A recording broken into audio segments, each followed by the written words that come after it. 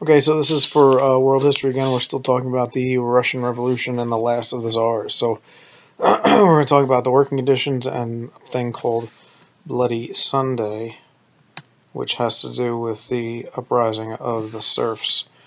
Okay, so this reading, and there's a picture, but I don't think you need the picture for anything. No, you don't. And the same format as yesterday, with the 3 boxes at the bottom with 3 questions. So at the beginning of the 20th century, Russian industry employee worked an average of 11-hour day, 10 hours on Saturday.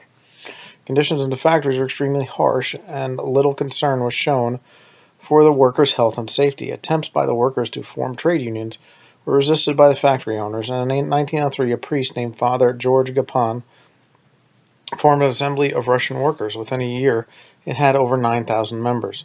In 1904 was a bad year for Russian workers. Prices of essential goods rose so quickly that real wages declined by 20%.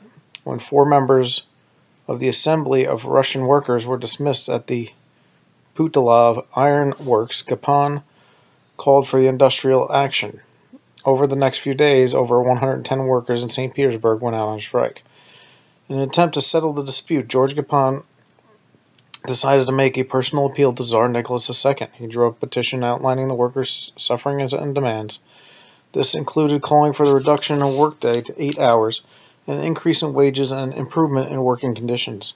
Over 150,000 people signed a petition, and on January 22, 1905, Gapon led a large procession of workers to the Winter Palace in order to present the petition to Tsar Nicholas II.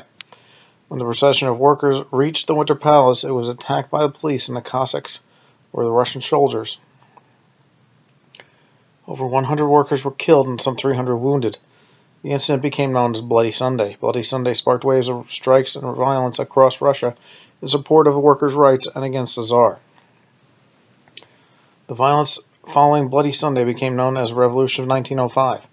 In response, Tsar Nicholas II reluctantly promised to freedom and approved the creation of the Duma, the first parliament in Russia.